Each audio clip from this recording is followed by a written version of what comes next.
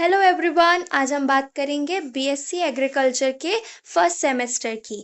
ठीक है, तो अभी बहुत सारे न्यू बिगनर्स आए होंगे फर्स्ट सेमेस्टर में, फ्रेशर्स। तो उन्हें बहुत ज़्यादा क्यूरियोसिटी हो रही होगी कि फर्स्ट सेमेस्टर में क्या सब्जेक्ट रहेंगे, क्या सिलेबस रहेगा, क्या पढ़ना है और कैसे पढ़ना है। एंड कुछ लोगों को टेंशन भी रहेगी कि क्या करेंगे। सो चलो, मैं आज थोड़ा सा तुम लोग को रिलैक्स करती हूँ और बताती हूँ कि क्या करना है। सबसे पहले तो अगर तुम जेएनकेवी में हो तो उसको हम थोड़ा लेके चलते हैं, क्योंकि जो जेएनकेवी जो सिलेबस फॉलो करता है वही सारे कॉलेजेस करते हैं। ठीक है, अगर तुम जेएनकेवी के कोई भी ब्रांच के स्टूडेंट्स हो, फिर चाहे वो खुरई, पन्ना, टीकमगढ़, पवारखेड़ा, रीवा या फिर जबलपुर, सो तुमको क्या एक इस टाइप की बुक मिलेगी। इसको बोलते हैं कोर्स क्यूरिकुलम। इसमें पूरा सब कुछ दिया रहेगा कि पूरे 4 साल तुमको क्या कुछ पढ़ना है और तुम्हें फर्स्ट सेमेस्टर में कौन से सब्जेक्ट रहेंगे, हर एक सब्जेक्ट में क्या सब्जेक्ट मतलब क्या रहेगा। ठीक है, सो सारी चीज़ें पूरे 4 साल तुमको क्या पढ़ना है, हर एक एक टॉपिक इसमें दिए रहेंगे। ठीक है, सो ये बुक तुम्हें 4 साल संभाल के रखनी है। बट अभी तुम्हारे पास ये नहीं होगी, तो मैं तुम्हें फर्स्ट सेमेस्टर का बताती हूँ कि फर्स्ट सेमेस्टर में कौन कौन से सब्जेक्ट्स हैं और तुम्हें क्या पढ़ना है। तो चलो स्टार्ट करते हैं। तो तुम्हारे सब्जेक्ट्स है communication skills, farming based livelihood system, fundamental of extension education, agronomy, soil science, horticulture, NSS और NCC, skill enhancement course 1, skill enhancement course 2, induction cum foundation course दीक्षा आरंभ, इंट्रोडक्टरी मैथमेटिक्स। ठीक है, तो एक एक करके हर सब्जेक्ट को समझते हैं। सबसे पहले आता है कम्युनिकेशन स्किल्स। तो कम्युनिकेशन स्किल्स बहुत ही इजी सब्जेक्ट है, इसमें इतना लोड लेने जैसा नहीं है। इसमें वही पढ़ाएंगे कि बिल्कुल कम्युनिकेशन को कैसे इफेक्टिव करते हैं, कॉन्फिडेंस कैसे लाते हैं। सो यही बेसिक चीज़ें इसमें देखने को मिलेंगी। ठीक है, फिर उसके बाद है फार्मिंग बेस्ड लाइवलीहुड सिस्टम। सो फार्मिंग बेस्ड लाइवलीहुड सिस्टम क्या होता है कि हम फार्मिंग के थ्रू अपना जीवन कैसे यापन करेंगे, हम कैसे जीवित रहेंगे, कैसे क्या हमारी जीविका रहेगी। ठीक है, फार्मिंग के सिस्टम में, फार्मिंग में ये नहीं कि सिर्फ खेती आता है, फार्मिंग में जैसे कि एनिमल हस्बेंड्री भी आ जाएगा, फिशरी भी आ जाएगा, डेयरी भी आ जाएगा। सो ये सारी चीज़ें हमें इसमें पढ़ना है कि अलग अलग स्टेट में एग्रीकल्चर कैसा है, फार्मर्स की इनकम कैसी होती है, और जो अलग अलग गवर्नमेंट ने निकाला है फार्मिंग के उसमें, वो सब चीज़ें हम इसमें पढ़ेंगे। ठीक है, फिर उसके बाद है एक्सटेंशन एजुकेशन। सो एक्सटेंशन एजुकेशन भी एक बहुत इजी सब्जेक्ट्स है। ठीक है, इसमें तो मैं बहुत इजी पढ़ाएंगे कि एजुकेशन क्या होता है, एक्सटेंशन एजुकेशन क्या होता है। एक्सटेंशन का मतलब देखो मैं बताती हूँ होता क्या है कि कोई भी एक एक्सटेंशन वर्कर होता है, ठीक है, या एक्सटेंशन ऑफिसर होता है, वो फील्ड पे जाता है और फार्मर्स को न्यू टेक्नोलॉजी के बारे में बताता है और उसको अडॉप्ट कैसे करना है। सो जो एक फार्मर टेक्नोलॉजी से लेके जो लेबोरेटरी की जो टेक्नोलॉजी है उसको फार्मर्स तक, फार्म तक ले जाना, यही सब चीज़ें हम पढ़ेंगे एक्सटेंशन एजुकेशन में। और क्या क्या न्यू टेक्नोलॉजीज आई हैं वो भी हम इसमें देखते हैं। ठीक है, फिर उसके बाद है fundamental of agronomy. So agronomy का बहुत ही बेसिक प्रिंसिपल्स इसमें पढ़ाए जाएंगे कि एग्रोनॉमी क्या होती है, टिलेज क्या होता है, crop nutrition, manure fertiliser, water management, weeds. तो ये सारी चीज़ें एग्रोनॉमी में पढ़ाई जाएंगी। और एक और बात मैं बता दूं कि अभी मैं फर्स्ट सेमेस्टर की न्यू प्लेलिस्ट स्टार्ट करने वाली हूँ, तो अभी तक अगर मेरे चैनल को सब्सक्राइब नहीं किया तो कर लेना, क्योंकि मैं सारी प्लेलिस्ट बिल्कुल 13 अगस्त के बाद से स्टार्ट कर दूंगी।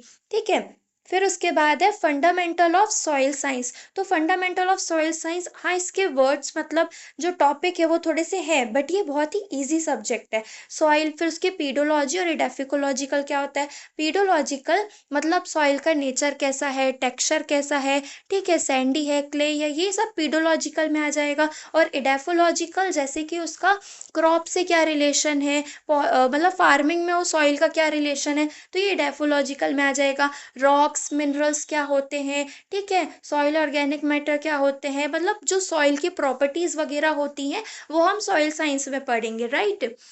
फिर उसके बाद आता है इंट्रोडक्टरी मैथमेटिक्स। तो ये नॉन ग्रेजुअल सब्जेक्ट है। नॉन ग्रेजुअल सब्जेक्ट है मतलब जब तुम्हारा फर्स्ट सेमेस्टर का रिजल्ट आएगा तो उसमें इसके मार्क्स नहीं जोड़ेंगे, ठीक है। ग्रेजुएशन जो डिग्री है और जो तुम्हारा SGP आएगा, सेमेस्टर ग्रेड पॉइंट, तो उसमें इसके मार्क्स नहीं जोड़ते हैं, ठीक है। मैथ्स के मार्क्स नहीं जोड़ेंगे, ये नॉन ग्रेजुअल है।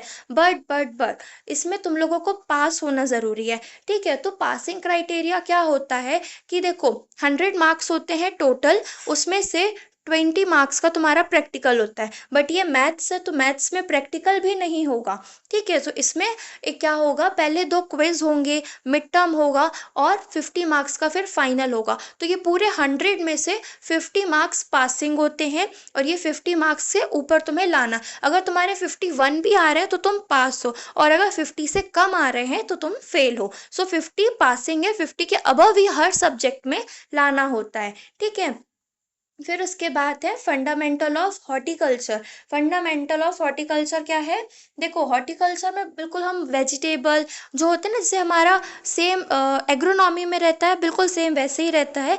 बस इसमें कुछ न्यू टेक्निक्स वगैरह भी आ जाते हैं, जैसे प्रूनिंग वगैरह हो जाएगा, ठीक है। फ्रूट्स, वेजिटेबल्स, इन सब चीज़ों के बारे में हम हॉर्टिकल्चर में पढ़ते हैं। एंड हॉर्टिकल्चर में क्या होता है कि हॉर्टिकल्चर का, अब एग्ज़ाम की हम बात करें तो 100 मार्क्स का पेपर होता है, जिसमें से 80 मार्क्स की थ्योरी होती है और 20 मार्क्स का प्रैक्टिकल होता है, ठीक है। अब उस 20 मार्क्स के प्रैक्टिकल में से तुमको 10 मार्क्स लाके पास होना है, वरना तुम प्रैक्टिकल में फेल हो जाओगे और फिर अगले साल फिर प्रैक्टिकल देना रहेगा, ठीक है। तो प्रैक्टिकल 20 मार्क्स का होता है और उस 20 में से 10 से ऊपर तुम्हें लाना होता है, वो पासिंग होता है। और जो थ्योरी के 80 मार्क्स होते हैं वो डिवाइडेड होते हैं, 40 मार्क्स का फाइनल होता है, 20 मार्क्स का मिड टर्म होता है और 10-10 मार्क्स के क्विज होते हैं। और इन चारों मतलब ये सब मिला के 80 में से तुम्हें 40 के ऊपर नंबर लाने रहते हैं पास होने के लिए, ताकि 100 में से 50 अबव तुम्हारे ओवरऑल बन पाए तो तुम्हारा पास आएगा, ठीक है। तो ये हो गया हॉर्टिकल्चर में। और मैथ्स में भी भले ये नॉन ग्रेजुअल है, बट मैथ्स में पास होना कंपलसरी है, ज़रूरी है, वरना फिर दोबारा देना पड़ेगा सेकेंड सेमेस्टर में, ठीक है। तो ये बात हो गई। अब कौन सा सब्जेक्ट बचा, अब सब्जेक्ट है, हाँ, अब आता है NSS और NCC की हम बात करते हैं। तो NCC में क्या होता है कि NCC में हर कोई को सर्टिफिकेट नहीं मिलता। जिनका स्पोर्ट्स बहुत अच्छा है या ऑलरेडी उनके पास स्पोर्ट के सर्टिफिकेट्स हैं तो उनको NCC लेना चाहिए, ठीक है। क्योंकि उनको ही आगे फिर वो मैम जो सर रहते हैं वो प्रेफर करते हैं NCC के, राइट। और अगर जो हमारे पास कोई स्पोर्ट्स में इंटरेस्ट नहीं है, स्पोर्ट का कुछ तुम्हारे पास नहीं है, तो तुम्हें NSS लेना चाहिए। क्योंकि एक प्रॉफिट ये भी है NSS लेने का कि NSS में सबको सर्टिफिकेट मिलता है, राइट।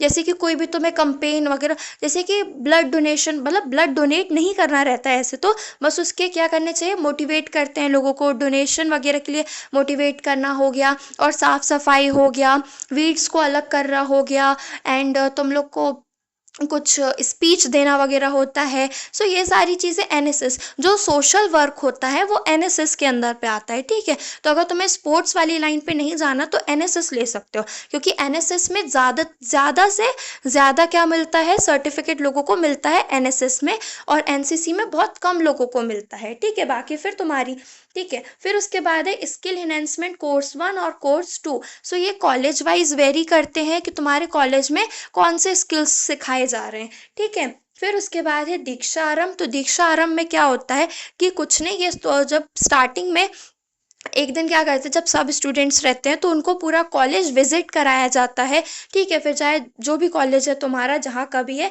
वो विजिट कराते हैं। फिर है इंट्रोडक्टरी मैथमेटिक्स, जो कि नॉन ग्रेजुअल होता है, मैंने बता ही चुका है, ठीक है। सो ये थे हमारे पूरे सब्जेक्ट फर्स्ट सेमेस्टर के। सो अच्छे से करना है सब लोग को। Thank you guys.